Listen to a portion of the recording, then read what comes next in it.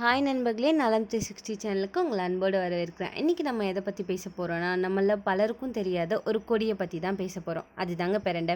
இந்த பிரண்டைனா என்ன? இந்த பிரண்டையிலேருந்து நமக்கு என்னெல்லாம் நன்மை கிடைக்குது? யாரெல்லாம் சாப்பிடலாம், யாரெல்லாம் சாப்பிடக்கூடாதுன்றதை இந்த வீடியோவில் நம்ம தெரிஞ்சுக்க போகிறோம்.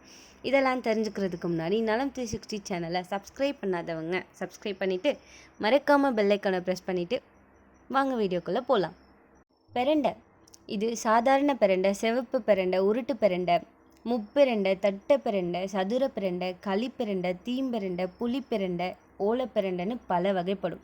இதற்கு வஜ்ரவல்லின்னு இன்னொரு பேரும் இருக்குது. இது ஒரு கொடி வகையை சார்ந்தது. இந்தியா, இலங்கை போன்ற நாடுகளில் அதிகமாக கிடைக்குது. மருத்துவ குணமுடையது. பொதுவாக மனித நடமாட்டம் குறைவாக இருக்கிற இடங்களில் வேலிகளில் படர்ந்திருக்கும். இதன் சாறு உடல் வழிப்பட்டால் அரிப்பையும் நமச்சலையும் ஏற்படுத்தும்.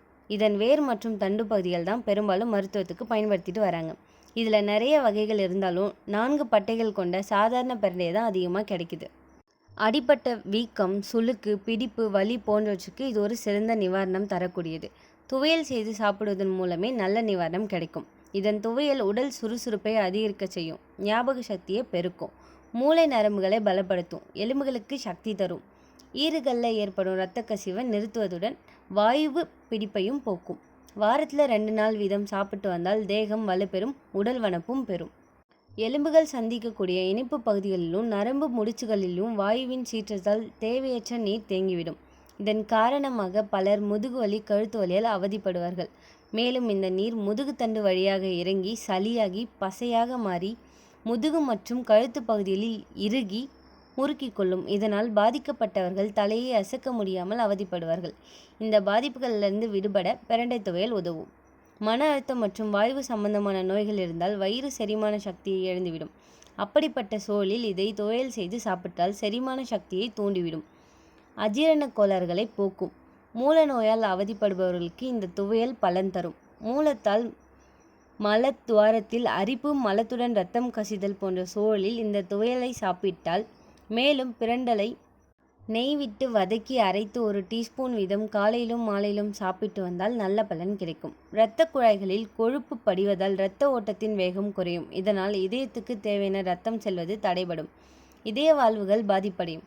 இந்த பாதிப்புக்குள்ளானோர் அடிக்கடி இந்த துவையலை சாப்பிட்டு வந்தால் இரத்த ஓட்டம் சீராகும், இதயம் பலப்படும்.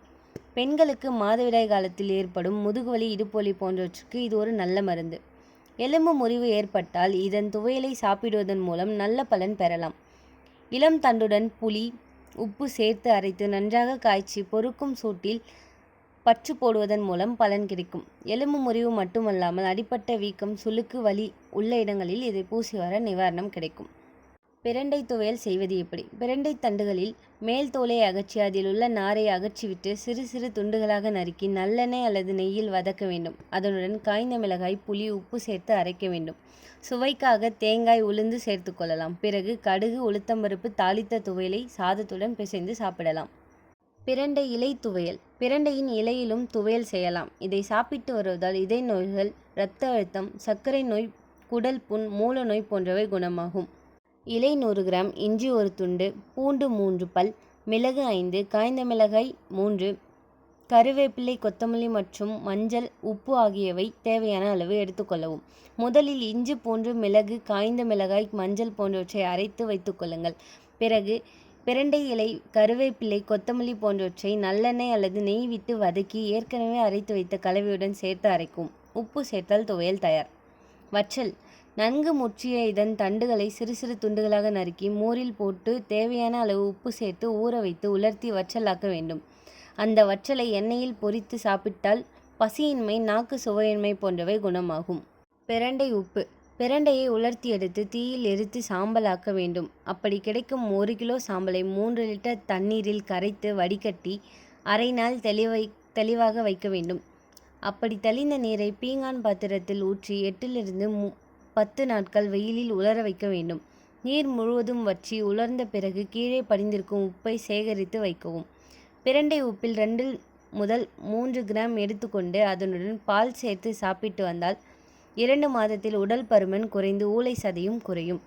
2 கிராம் பிரண்டை உப்புடன் ஜாதிக்காய் தூள் 5 கிராம் சேர்த்து சாப்பிட்டு வந்தால் ஆண்மை கோளாறு பிரச்சனை தீரும், வீரியம் பெருகும், உடல் வலிமை பெறும். வாய்ப்புண், வாய் நாற்றம், உதடு வெடிப்பு போன்ற பிரச்சனைகளுக்கு 2 கிராம் வெண்ணெயுடன் இந்த உப்பை கலந்து 2 தடவை கொடுத்தால் 3 நாளில் குணமாகும். இப்படிப்பட்ட பிரண்டையை அதிக அளவு எடுத்துக்கொள்ளக்கூடாது. தேவையான அளவு வாரத்தில் 2லிருந்து 3 தடவை எடுத்துக்கொள்வது நல்லது. இந்த வீடியோ உங்களுக்கு பிடிச்சிருந்துச்சுன்னா லைக் பண்ணுங்கள், ஷேர் பண்ணுங்கள், மறக்காமல் நம்ம பேஜை சப்ஸ்கிரைப் பண்ணுங்கள். பை.